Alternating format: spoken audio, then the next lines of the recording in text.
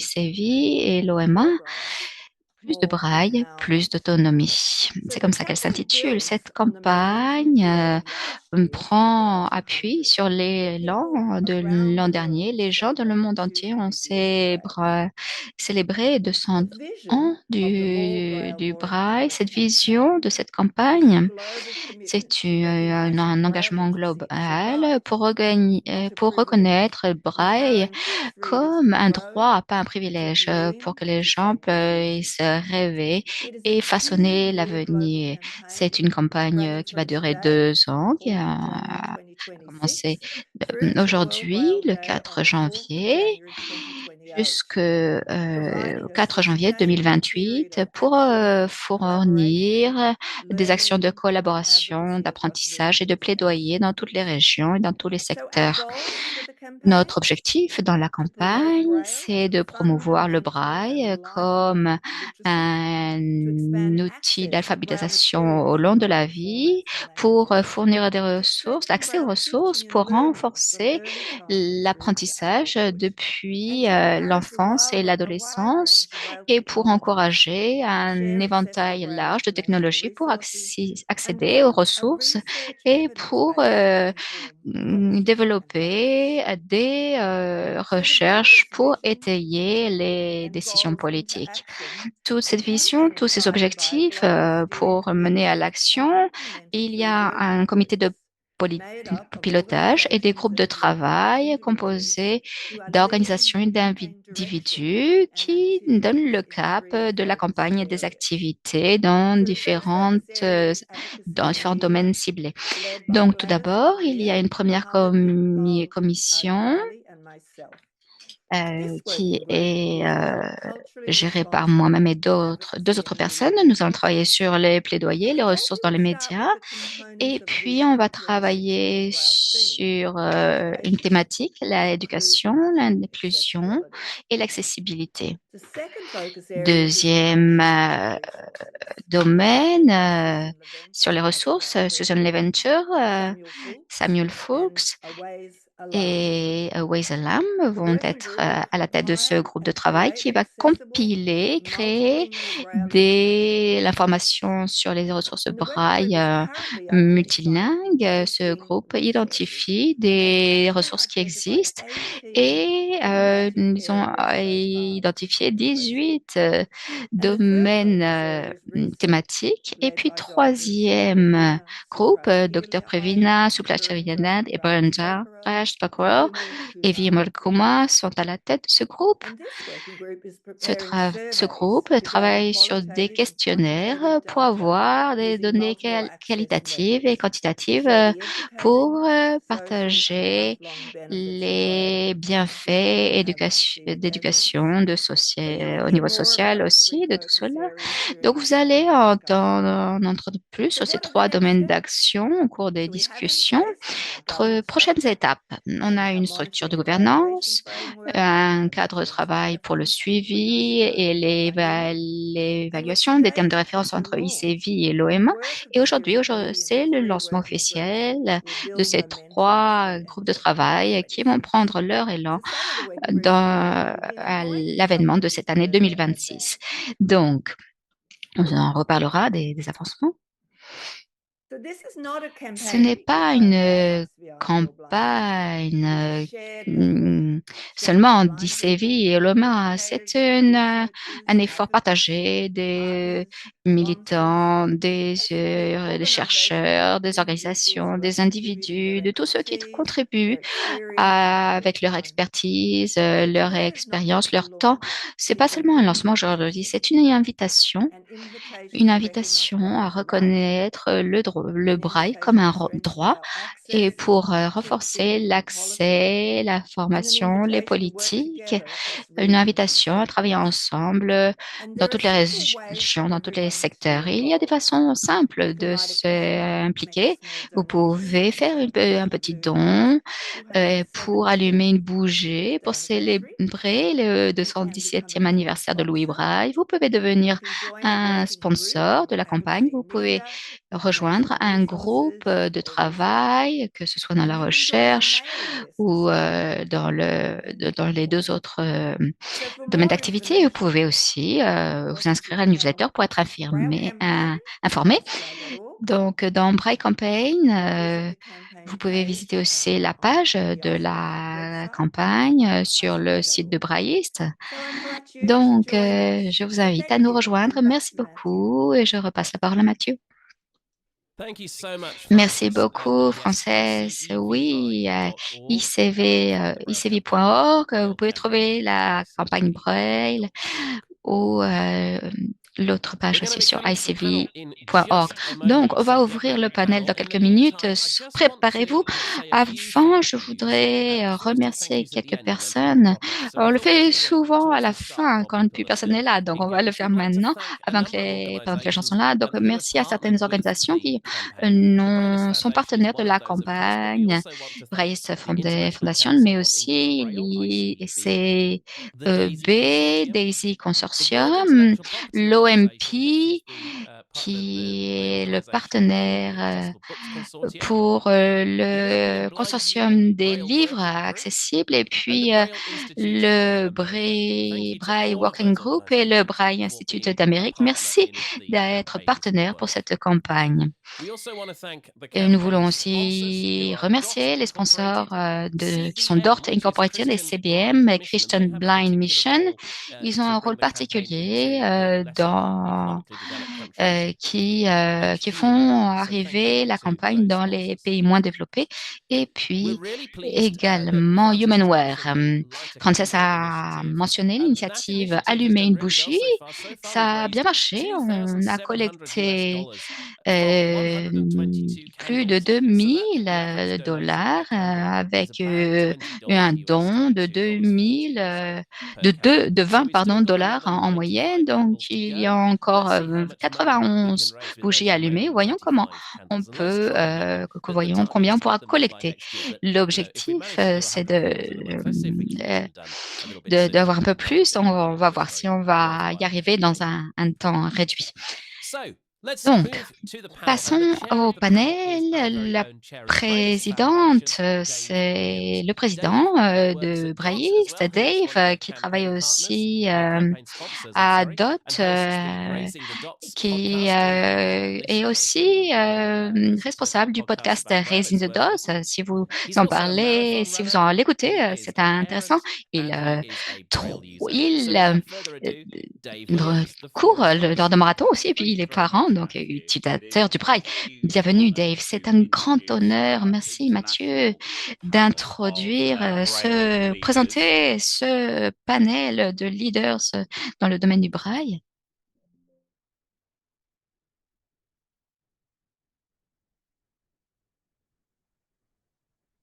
Excuse me one moment. Excusez-moi, un instant. Bien. Il y a un petit problème technique. Vous êtes là, Dave, c'est vous. Vous êtes tous là. Vous écoutez le lancement de la campagne qui s'appelle Plus de Braille, plus d'autonomie, qui vous est offert par ICV et l'Union mondiale des aveugles. Donc, voilà. Dave qui est revenu, excusez-moi beaucoup. Merci beaucoup, Mathieu. C'est vraiment un honneur pour moi de présenter ces experts et ces leaders du monde du Braille. Le premier panéliste, c'est le président de l'Union mondiale des aveugles. Nous allons souhaiter la bienvenue à Santosh Kumar Rungta. Santosh.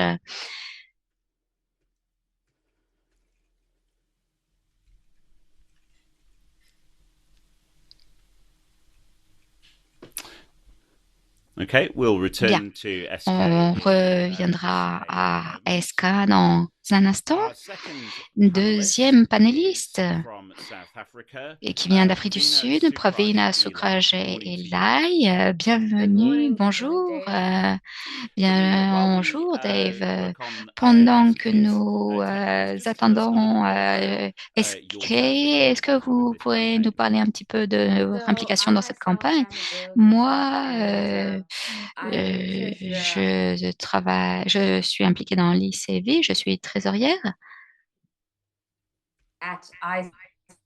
pour ICV et j'ai le privilège de travailler dans le groupe 3 sur les recherches, les études sur de la campagne. Donc, nous allons donner des preuves pour proposer des recommandations à l'avenir en termes de politique dans les diverses circonstances sur comment est-ce qu'on peut donner l'autonomie grâce au braille en donnant plus d'accessibilité au niveau mondial. Merci. Est-ce que vous êtes là? Oui, oui, vous m'entendez? Oui, super, génial. Santosh est président de l'Union mondiale des aveugles et c'est un militant de longue date. Il est de la Cour suprême d'Inde et il est secrétaire général de la Fédération des aveugles en Inde. C'est un grand honneur de vous recevoir ici, Santosh. Vous pouvez nous rappeler un petit peu le rôle de l'Union mondiale des aveugles, s'il vous plaît? Oui, dans notre union, nous avons joué un rôle important dans la promotion de l'inclusion. Et pour ce faire, nous avons toujours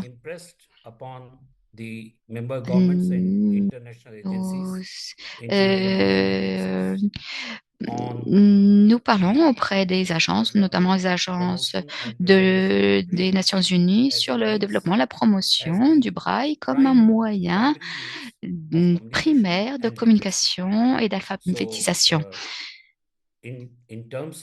En termes d'engagement dans la promotion du braille en tant que moyen d'alphabétisation et en tant qu'outil nécessaire pour l'inclusion réelle dans l'éducation pour les aveugles et les malvoyants, nous sommes engagés dans cette campagne pour contribuer à l'ampleur maximale de cette campagne. Aujourd'hui, nous sommes en mode hybride. Nous avons lancé cette campagne. Il y a environ 500 personnes présentes physiquement et donc qui font aussi partie de tous ceux qui nous rejoignent aujourd'hui avec vous. Donc, Judy Dixon est maintenant présidente de l'ICEB, du Conseil anglais. Elle est retraitée après une carrière dans la bibliothèque pour les aveugles, la librairie du Congrès aux États-Unis, et elle se décrit comme une lectrice de braille tout au long de la vie. Judy, vous pouvez nous parler un petit peu de ce conseil? Merci Dave. Bonjour à toutes et à tous. L'ICEB, le Conseil international du braille en anglais, est ravi de faire partie de cet effort. Nous jouons un rôle de soutien. Les gens d'ICEB travaillent dans différents groupes de travail pour cette campagne globale et nous sommes ravis de fournir l'expertise et les informations que nous possédons. Nous sommes tout d'abord impliqués dans l'UEB et dans le braille en général. Merci.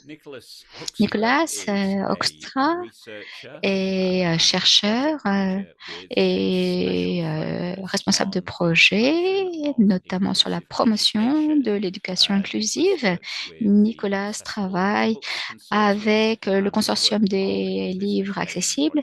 Il a travaillé sur des projets dans nombre des dizaines de pays. Donc, bienvenue, Nicolas. Est-ce que vous nous parler un petit peu de ce travail de consulting? Merci beaucoup. Bien, bonjour à tous. C'est un plaisir d'être ici. Oui, le consortium des livres accessibles, ça fait partie de l'OMPI, l'Organisation mondiale de la propriété intellectuelle. Nous voulons mettre en œuvre le traité de Marrakech au niveau pratique dans deux aspects. Tout d'abord, c'est là où je travaille spécifiquement pour fournir de la formation en technologie d'assistance aux organisations. Tout d'abord, pour les aveugles et les malvoyants, pour expliquer comment produire des matériels dans format accessible, pour notamment produire des matériels en braille. Et puis, ce consortium travaille aussi pour le Global Book Service, une plateforme d'échange de livres et de matériel d'éducation en format braille entre les pays qui ont mis en œuvre ce traité. Notre objectif, c'est de mettre l'alphabétisation aux mains des aveugles, des malvoyants dans le monde.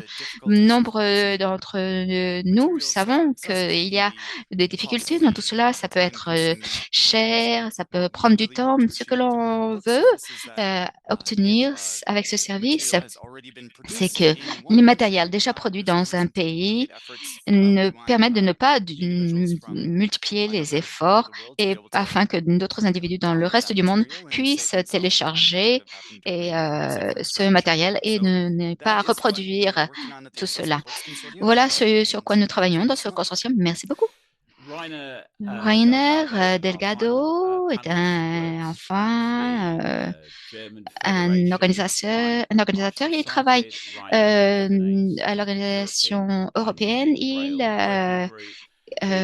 coordonne le groupe de travail au niveau européen et il s'occupe du forum livingbraille.eu et il travaille aussi sur le contenu pour célébrer le braille au jour le jour.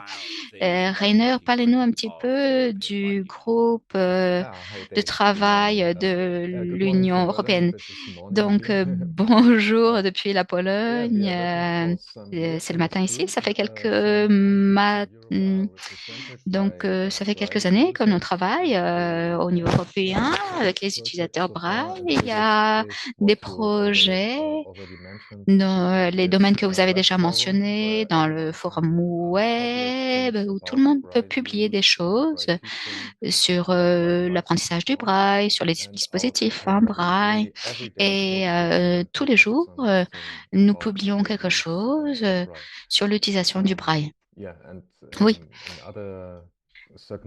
Dans d'autres circonstances, dans d'autres contextes, nous travaillons sur l'information, sur l'utilisation du braille. Nous essayons d'avoir une influence sur les décisions politiques au niveau européen et nous coordonnons le travail de notre Union européenne des aveugles. Donc, on travaille sur tout cela avec mes collègues. Génial. Donc, voici notre panel. Vous serez d'accord pour dire que ce sont d'incroyables leaders, des gens actifs au niveau international. Donc, est-ce que je vais vous interpeller tout d'abord? Donc, il y a beaucoup de personnes qui ont célébré 200 années de braille dans le monde. Quel est le rôle de cette campagne d'alphabétisation dans cet élan vers l'avenir?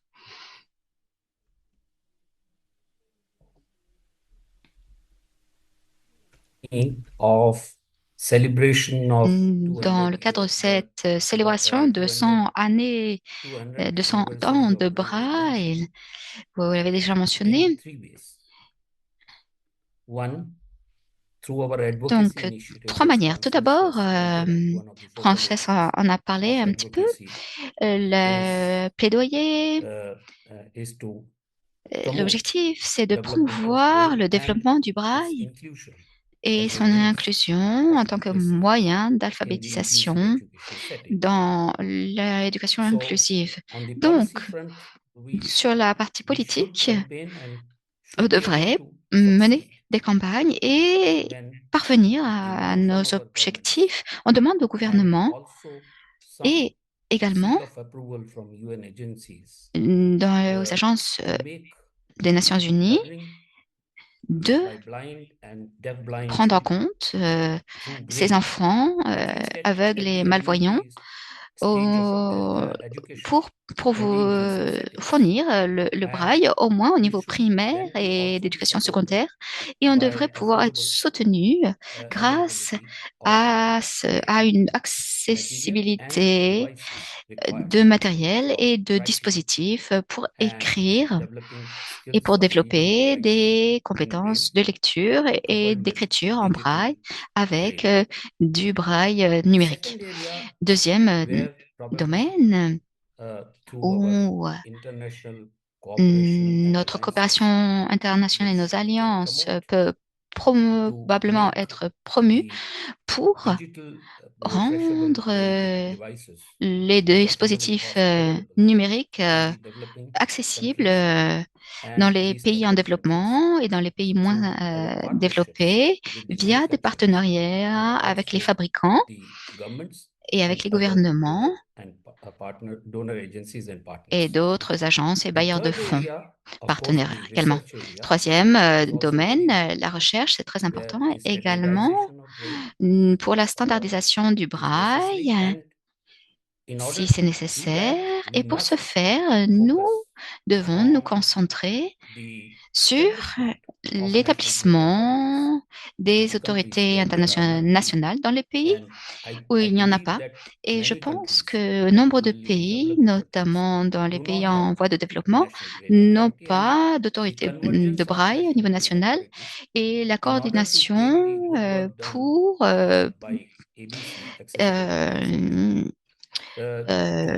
tirer parti du travail de ABC pour traduire l'objectif du traité de Marrakech, le traduire dans la réalité, refléter dans la réalité grâce au partenariat afin de rendre les livres accessibles dans des formats accessibles dans les pays. C'est ça qui devrait être notre objectif dans nos attentes dans le cadre de cette campagne. Alors, donc, pour voir l'accès précoce est important pour les enfants qui ont une vision déficiente. Tout d'abord, au niveau pragmatique, la recherche démontre que l'accès précoce au braille pour les enfants qui sont aveugles ou malvoyants permet de maximiser les résultats académiques et au cours des années, les lecteurs de braille sont employés, sont mieux employés avec des salaires plus élevés. Et les études ont montré que les employeurs des lecteurs de braille nous disent que les employés sont plus confiants, sont meilleurs en termes de résolution de problèmes. Il y a beaucoup de preuves qui montrent les bienfaits du braille, mais au niveau pratique, l'accès précoce fournit réellement les compétences d'alphabétisation dans tout le sens de l'alphabétisation, c'est-à-dire orthographe, ponctuation, traits de grammaire, beaucoup plus que l'audio. Donc, si on attend qu'un enfant puisse écrire sur l'ordinateur, ils doivent pouvoir connaître l'orthographe et composer un email, pouvoir utiliser un point, une virgule. Ce sont des compétences que l'on apprend avec pratiquement avec des outils de lecture en lisant du braille, des phrases. Quand on regarde au-delà, dans la capacité de lire une page, quand on regarde l'alphabétisation, les maths ou les STEM, les sciences et technologies, et braille, c'est essentiel pour ceux qui ont essayé de faire des maths. C'est une chose de pouvoir ajouter, faire des additions mentales, mais quand les équations deviennent plus complexes, les maths mentales sont plus difficiles. Donc le braille permet aux enfants, aux adultes de regarder l'équation, de pouvoir y réfléchir, de prendre des notes pour vraiment manipuler ces concepts sans avoir besoin de tout avoir dans la tête. Les chercheurs ont aussi trouvé, là où je me concentre maintenant dans mon doctorat, eh bien, ces recherches ont démontré que dans les maths, dans les domaines de STEM, pour les enfants et pour les jeunes, c'est là qu'ils sont le plus exclus quand ils sont aveugles ou malvoyants. Donc, avoir accès au braille, c'est vraiment essentiel pour promouvoir l'alphabétisation. Reinev, dans votre contexte, qu'est-ce que vous en pensez en ce qui concerne les barrières majeures?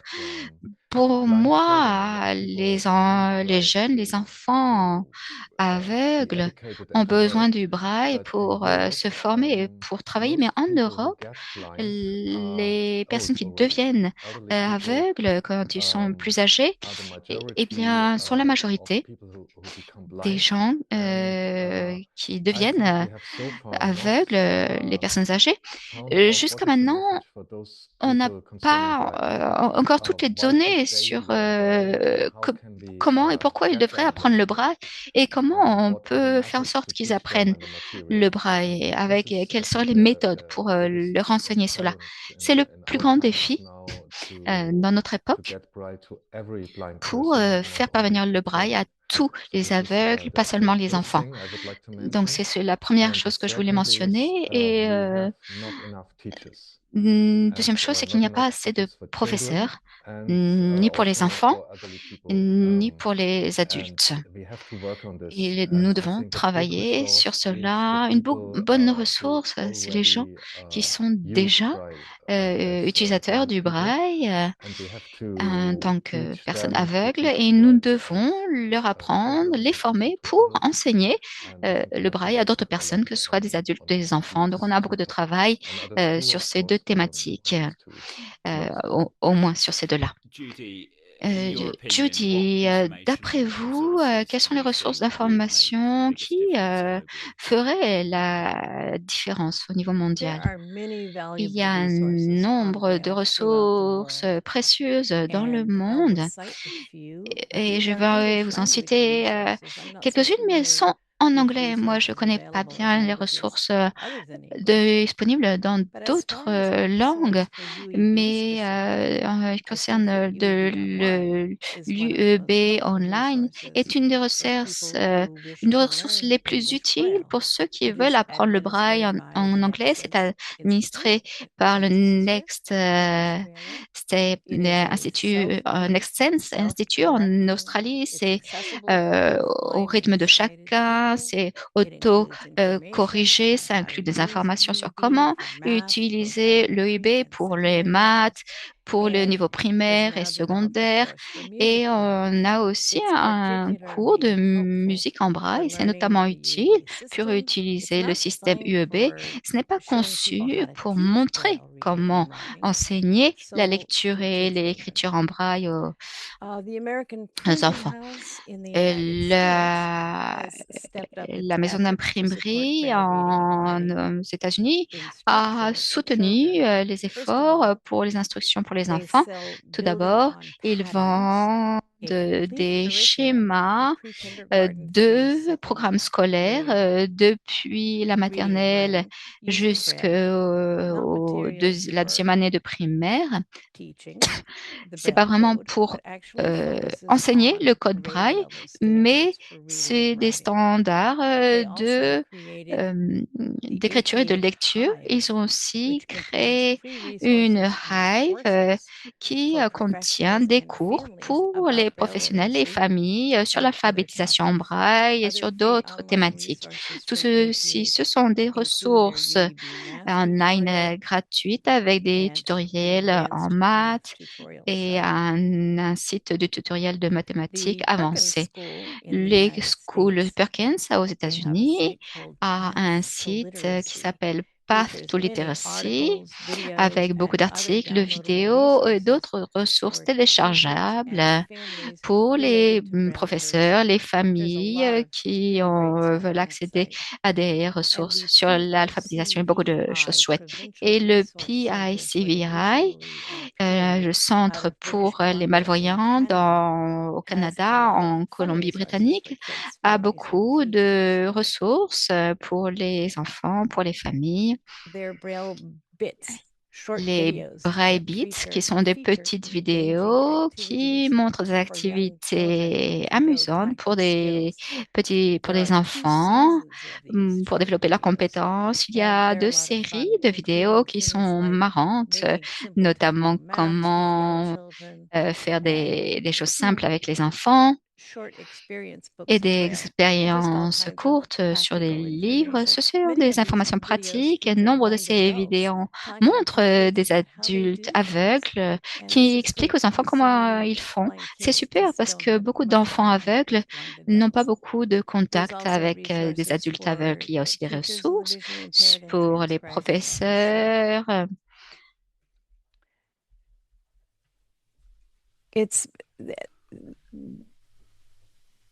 C'est important de se rappeler que le braille, ça permet d'écrire et de lire.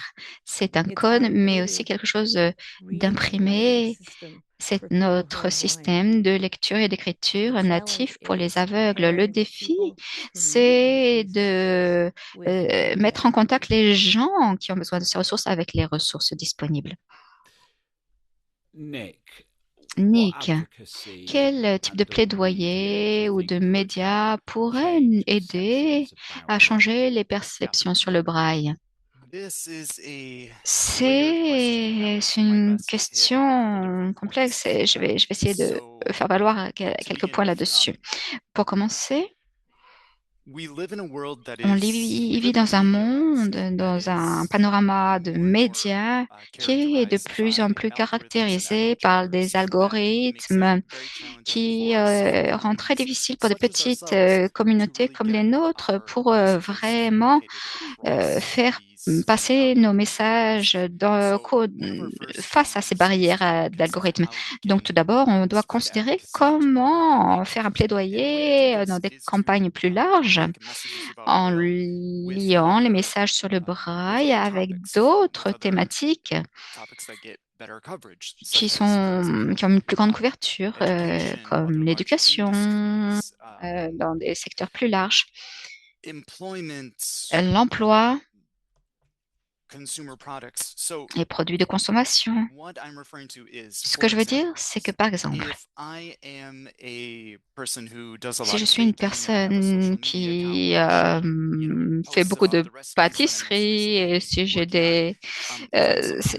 si je suis active dans les réseaux sociaux, ou si je montre comment lire une recette. Donc, dans mes comptes, j'explique, bon, j'ai fait cette recette et je pourrais taguer Braille, mettre l'étiquette Braille et quand je parle aussi du produit que j'ai utilisé, les recettes, pour que ces gens puissent aussi voir puissent voir Braille quand les gens regardent ce produit, tu sais.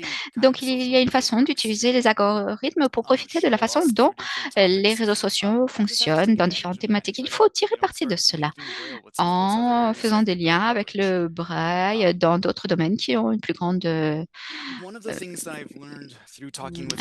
couverture. Quand je parle avec les amis, la famille, les gens ne se rendent pas compte, ne comprennent pas bien Braille dans le sens où c'est pas facilement disponible. Les gens pensent que les aveugles ont accès au Braille et puis les gens ne comprennent pas l'implication de comment on utilise le Braille. Ils pensent que c'est seulement des livres, ils ne se rendent pas compte que les aveugles peuvent aussi utiliser cela dans notre vie quotidienne. Le travail de plaidoyer nécessaire, c'est montrer comment on utilise le braille et pour communiquer le message que le braille aussi n'est pas aussi accessible que ce que l'on pense. En faisant cela, on veut aussi donner un autre contexte pour changer la vision. Ce n'est pas une adaptation. Le braille, c'est une compétence cruciale pour l'alphabétisation. Si on a des attentes, et c'est un argument que l'on donne souvent, si on veut que les aveugles participent dans l'économie, dans l'emploi, dans l'éducation, le braille, ce n'est pas juste quelque chose qui est ajouté. C'est nécessaire pour mettre en œuvre l'indication pour que notre communauté soit impliquée dans tous ces domaines. Alors, bien sûr, les médias de terrain au niveau du terrain, c'est super parce que c'est bien quand il y a des informations dans les journaux locaux, dans les télévisions, radios locales. Donc, travailler au niveau local, c'est parfois plus facile que de faire passer des messages au niveau national. C'est pas impossible, c'est quelque chose que l'on devrait s'efforcer de faire, mais travailler au niveau local, c'est bien souvent important pour faire passer ce message et ça aide la communauté locale pour comprendre ce que c'est, parce que les gens plus proches peuvent comprendre ce dont vous parlez parce qu'ils le vivent dans vos communautés. Donc, ce travail de plaidoyer local est vraiment fort. Et enfin, quand on regarde plus au niveau global, mondial, c'est très important de parler des thématiques plus larges où le braille entre en compte. Par exemple, je pense aux pays où il y a déjà des packs dans des traitements, mais c'est important de partager cela dans des secteurs aussi qui n'ont pas encore pris ce cap. Donc, il faut partager ces recherches, ces ressources. Si d'autres pays sont intéressés par ça, comment ça se fait, quel est le coût, comment ça, c'est un avantage pour les utilisateurs. Et enfin, si on veut inclure le braille, il faut aller au-delà de ce que l'on dit maintenant pour montrer comment ça se fait. Voilà. Praveen, comment est-ce que les recherches et les données sur l'alphabétisation en braille peut influencer les investissements et les politiques pour des systèmes d'éducation accessibles? Aujourd'hui, ce que l'on voit, c'est qu'il y a eu des recherches effectuées dans certains pays.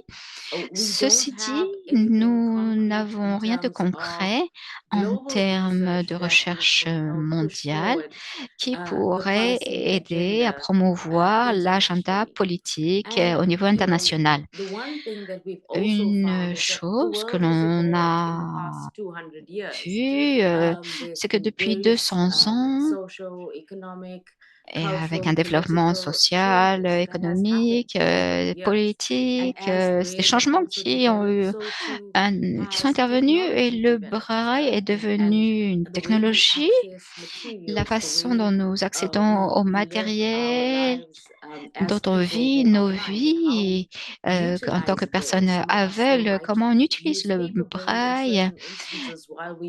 Et certains l'utilisent avec des dispositifs électroniques, d'autres avec des machines pour étiqueter. Donc, la recherche en soi doit nous permettre de voir dans ces questionnaires quelles sont les expériences dans les différents pays, dans le monde et dans les différentes régions. Est-ce qu'il y a vraiment un accès au braille? Quelles sont les expériences? Est-ce qu'il y a des barrières? Est-ce qu'il y a des bonnes pratiques qui existent dans ces pays? Et comment est-ce qu'on peut mettre cela en commun pour gérer, pour provoquer un changement avec un guide sur comment mettre en œuvre cela au niveau global. Après cette campagne de 2 ans, une fois que nous aura les preuves pour montrer vraiment quelles sont les lacunes dans un pays, dans une région en particulier, à partir des réponses obtenues dans les groupes de sondage qui vont répondre à ces questions, eh bien, ça devrait nous aider à partager les conclusions. Comme nombre de nos panélistes l'ont fait remarquer, il y a des partenariats qui ciblent différents groupes d'âge pour faire en sorte, par exemple, que les enfants aient accès à l'alphabétisation. Et puis, pour ceux qui deviennent aveugles plus tard, comment garantir que ces recommandations seront utilisées pour tirer parti de ce qui existe déjà en termes d'apprentissage, de bonnes pratiques. Donc, on tirera parti de cet apprentissage, de ces ressources pour accéder, pour que tous nous puissions y accéder dans le village global.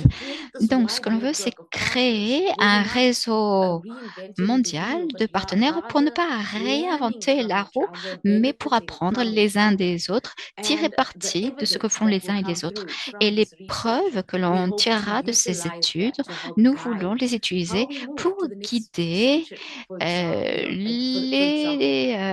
le travail au cours de ce prochain siècle pour garantir l'accès à ces dispositifs qui mènent à l'autonomie des personnes aveugles ou malvoyantes dans le monde où que ces personnes vivent pour qu'il y ait un accès basé sur les preuves prouvées. Merci. SK, quel message voudriez-vous faire passer aux décideurs politiques, aux éducateurs, ceux qui sont là, qui nous écoutent aujourd'hui? Mon message aux décideurs politiques, aux gouvernements nationaux, c'est ce que je répète à nouveau. Il devrait rendre obligatoire le fait que l'information, quel que soit son format, quel que soit le média, tout devrait être disponible en braille afin que les consommateurs aveugles puissent y accéder, afin que chacun puisse choisir le média et il ne devrait pas imposer le moyen auditif d'accès à l'information. Deuxièmement, dans le secteur, pour les fabricants, l'industrie, je voudrais les inciter à travailler ensemble à réduire les coûts en créant des volumes à fournir afin de réduire les coûts afin que ça devienne accessible pour tous les aveugles dans le monde. À l'égard des éducateurs, je voudrais les inviter de ne pas essayer d'imposer un moyen particulier d'instruction, un mode d'instruction particulier pour l'alphabétisation des aveugles et malvoyants. Ils devraient insister sur l'utilisation du braille en tant que moyen d'alphabétisation pour permettre une éducation de qualité. Je voudrais aussi inciter les décideurs politiques de garantir le fait qu'au moins au niveau de l'école, et les dispositifs et les livres soient gratuits, parce que beaucoup de personnes ne peuvent pas s'offrir ces choses dans les pays en développement. Et puis même dans les pays développés, c'est certainement difficile de se payer ces dispositifs d'assistance en braille. Merci. Et enfin, une dernière question qui j'adresse à vous tous. Et je vais vous revenir vers vous un à un. Tout simplement, s'il y avait un changement qui pourrait marquer la différence dans l'alphabétisation en braille au niveau mondial, qu'est-ce que vous pensez qu'il pourrait être? À vous? Rainer? Oui? Oui, que ce soit accessible pour tout le monde. Bien. Nick?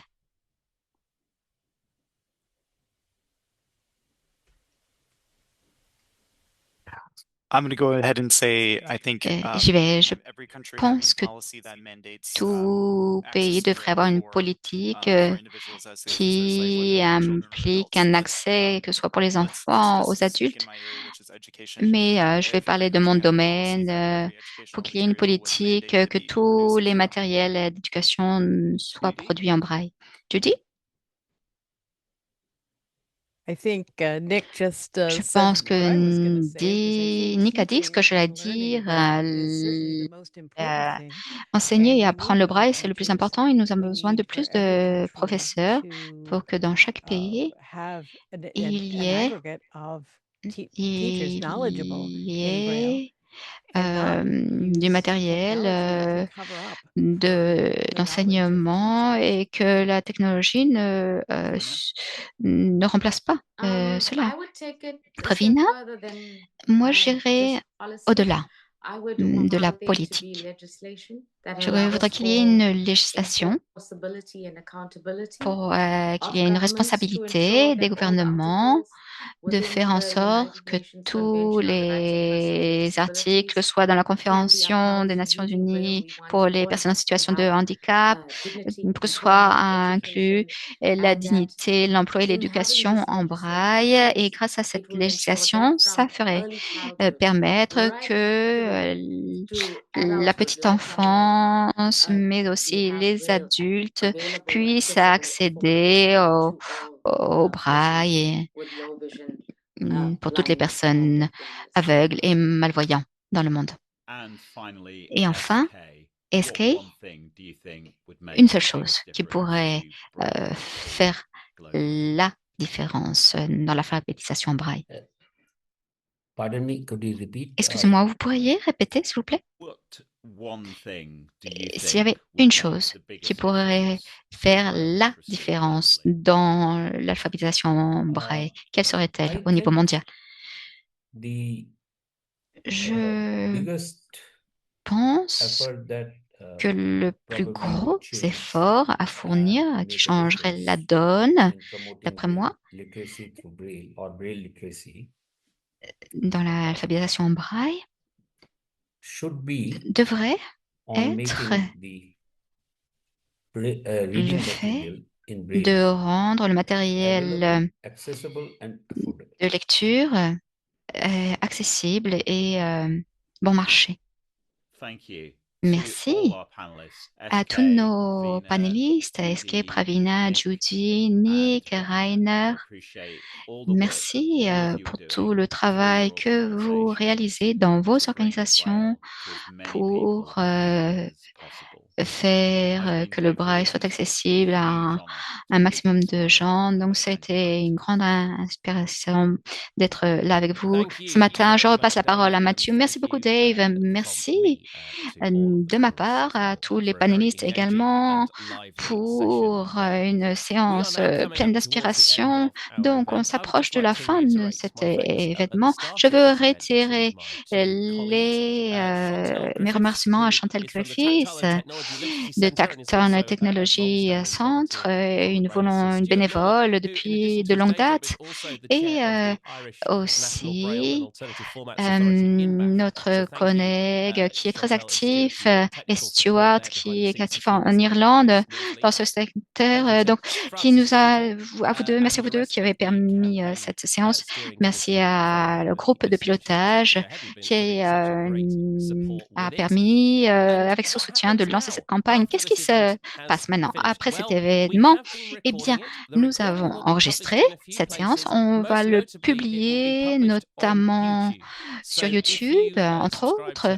Donc, si vous suivez le canal de ICV au-delù Emma, vous pourrez trouver ça sur le canal YouTube. Et il y a aussi un podcast, braillecast.com. Nous avons publié l'audio de cette présentation sur le Braillecast, sur ce podcast. Donc, n'hésitez pas à le chercher là-bas. Si vous avez bien aimé cette séance et si vous voulez trouver plus d'informations sur les partenaires, sur les groupes de pilotage de recherche, de groupes de travail, donc si vous allez sur braillelist.org, il y a un collage, il y aura aussi un lien sur cette vidéo, sur la newsletter. Si vous pourrez aussi suivre les news sur cette campagne. Et il y a du contenu de plus d'une demi-heure pour vous donner un peu plus d'informations sur cette campagne. J'ai mentionné les nouveautés sur les campagnes françaises. On a parlé aussi au début de la réunion. Si vous allez sur icv.org et si vous allez sur la page de la campagne, vous pouvez vous inscrire pour recevoir les actualités, sans doute une fois par mois, par email, pour vous tenir informé de ce qui se passe et pour voir comment participer. Vous pouvez aussi, bien sûr, allumer une bougie pour l'anniversaire de Louis Braille depuis la page web de ICV. Donc, c'était un vrai plaisir d'accueillir cet événement. Si vous voulez plus d'informations sur braillelist.org, c'est là que vous pouvez nous trouver sur la campagne. Le mieux, c'est Braille Campagne. C'est là où vous pouvez nous envoyer un email à @icv.org. braillecampagne@icv.org. N'hésitez pas. Nous serons ravis de rester en contact avec vous lors des prochains mois, lors des 2 prochaines années, pendant la campagne. Très bonne année, bonne journée internationale du braille, de ma part, Mathieu Rospol, et de la part du reste de l'équipe. Souhaitons plus de braille, plus d'autonomie.